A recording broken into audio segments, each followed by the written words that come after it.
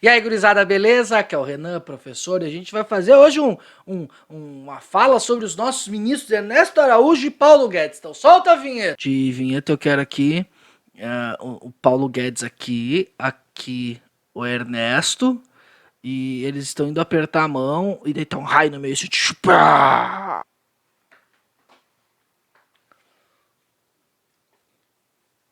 Então, gurizada, na descrição do vídeo aqui, meu Twitter, meu Instagram, meu Facebook, né? E também formas de apoiar o canal. Pode apoiar o canal via PicPay transferência direta. Eu não tenho Pix ainda, eu preciso fazer o Pix. Ô Paulo Guedes, me ajuda a fazer o Pix.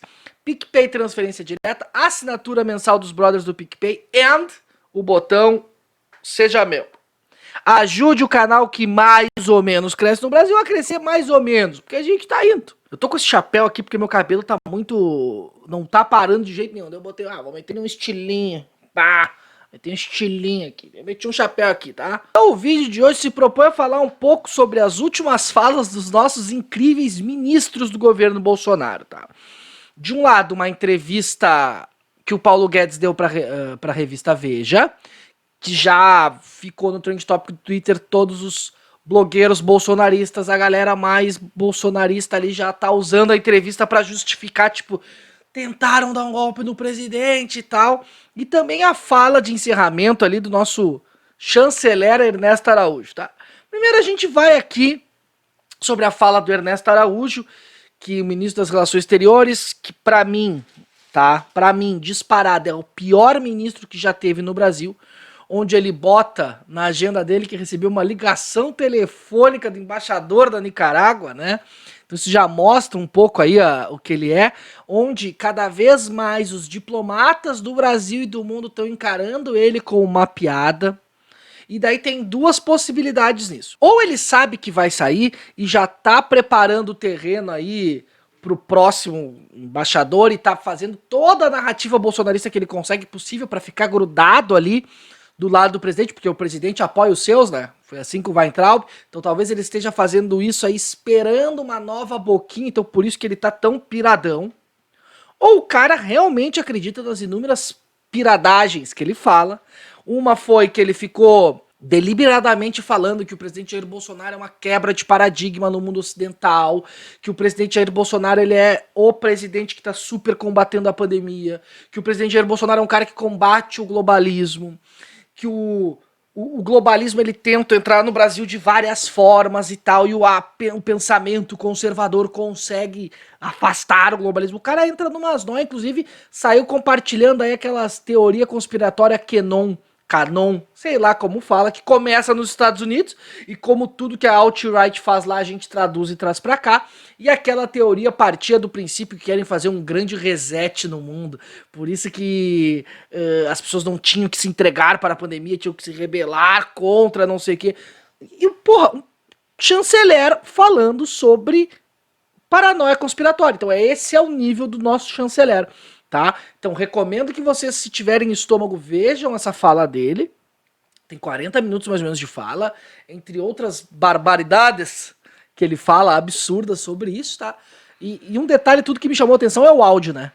Puta que pariu, que áudio ruim, tá pior que o meu, e o cara é um chanceler, não podia botar pra alguém pra gravar o áudio lá, mas enfim, esse é o nosso chanceler, é um cara vinculado à teoria conspiratória, e ao mesmo tempo que ele é vinculado à teoria conspiratória, imagino eu que ele acredite que tá fechando o cerco, então ele já está se preparando para largar fora, porque o que ele tá fazendo pelo Brasil externamente é um desserviço, ainda mais agora com a saída do Trump.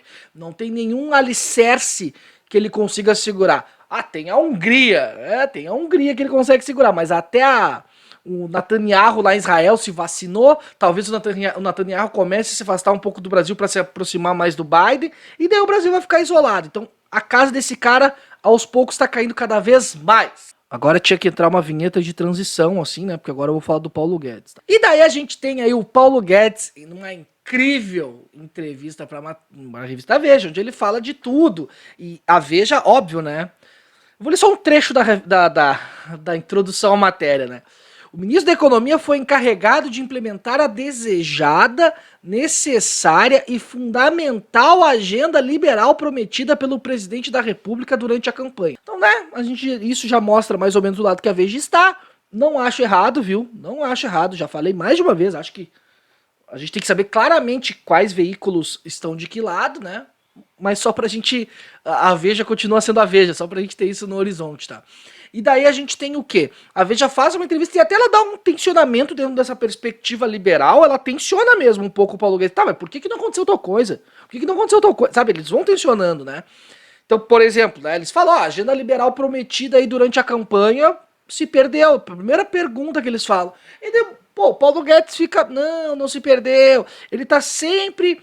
É o ministro do futuro, é o futurólogo Paulo Guedes. Ele tá falando que a agenda liberal não se perdeu, que chegando ali foi um pouco mais difícil fazer a política, mas ao mesmo tempo ele tá conseguindo entregar coisas, ele não entrega tantas coisas assim, e esse é o ponto que a ala bolsonarista se pegou bastante, tá? Ele não acaba não entregando tanta coisa assim por causa desse entorno do presidente, e daí a matéria pergunta, tá, mas que entorno do presidente é esse? E daí ele fala, prefiro dizer só entorno, tem muita gente lá em volta. Fica uma coisa, uma aura misteriosa e tal. Então, de novo, o governo Bolsonaro atua sempre, se a gente vê desde o início até hoje, como oposição a si mesmo. Que é sempre isso, tá botando tudo em dúvida, tudo em dúvida, tudo em dúvida. Sempre parece que estão fazendo alguma coisa contra o Bolsonaro para manter a base. Viu? O nosso presidente que não é do mainstream, olha só, estão sempre querendo derrubar o Bolsonaro. E daí a revelação bombástica acaba sendo quando ele fala que determinados setores estavam pensando em fazer um processo de impeachment, onde ele diz que recebeu uma ligação do Dória falando, ó, larga daí, Paulo, porque vamos fazer o impeachment em 60 dias aí com o Bolsonaro, e daí o Bolsonaro, né, ele conseguiu no poder e tal, continuou no poder, mas essa é a grande bomba do Paulo Guedes, que o entorno do presidente não deixa ele aprovar algumas coisas, ao mesmo tempo que tentaram fazer encaminhar aí um impeachment contra o Bolsonaro, tá? E dentro desse movimento de estabilização, como tinha o João Dória, como eu falei, tinha o Maia e gente da Justiça, do STF. E que já entra numa outra pauta que a gente começa a analisar cada vez mais. A ala bolsonarista, seja do governo, seja dos militantes, estão cada vez mais atacando também o STF. A gente viu aquele blogueiro lá, o Eustáquio, sendo preso, o cara foi lá e fez uma crítica ao STF. Então, assim, o STF hoje é a principal mira dos ataques bolsonaristas. E a pergunta que fica é, por quê? Qual o interesse que eles estão com isso? Será que eles querem que o STF pare de legislar? Eu também gostaria, só que o STF tem que parar de legislar na medida que a gente tem um presidente que ele assuma determinadas responsabilidades do presidente, né? Não adianta, enquanto o presidente não assumir determinadas responsabilidades, por exemplo, sobre a pandemia, acaba caindo no colo do STF. É o STF também que daqui a pouco vai ver toda a situação aí do Flávio, e que isso pode ser só um fiozinho aí que a gente pode, quando vê, se estabilizar por toda a família Bolsonaro, talvez por isso que o ataque seja tão grande aí dos bolsonaristas do STF. Mas basicamente é isso, a gente tem aí um ministro que vem do Forchan, que é o Paulo Guedes, não, que é o Ernesto, e outro ministro que é o Prometeu acorrentado, é o cara que tá sempre prometendo e não acontece nada, né? Paulo Guedes, pô, o Brasil pode crescer 4% do que vem, durante 10 anos pode crescer 4%. Ele só promete, tá? E daí a gente tem que ver, olha, o Paulo Guedes só promete porque a agenda liberal é sempre isso que consegue oferecer, que é o que o Paulo Guedes está oferecendo, ou se realmente, olha, a agenda liberal do Paulo Guedes não caminha ali junto com a política do Brasil, mas daí a culpa não é da política do Brasil, é a culpa do Paulo Guedes que não tá sabendo fazer esse jogo político, né? Ou o liberalismo no Brasil é algo que nunca foi, não é feita a palavra, sempre veio enviesado aqui no Brasil, porque até chegar uma ideia no cidadão comum, ela passa por tanta coisa, né? Então pode ser isso também, tá? Mas volto a dizer, nunca antes na história desse país, um presidente teve tanta faca e queijo para poder fazer o que ele quisesse e não tá conseguindo. Então assim, por incompetência do Bolsonaro nesse aspecto aí, que não passou uma série de reformas, tá bom? Então era isso, escreve aqui embaixo o que vocês acham. Não esquece de curtir, compartilhar e me dar um abraço quando o Coringa acabar, tá bom? Beijo no cérebro de todo mundo e tchau!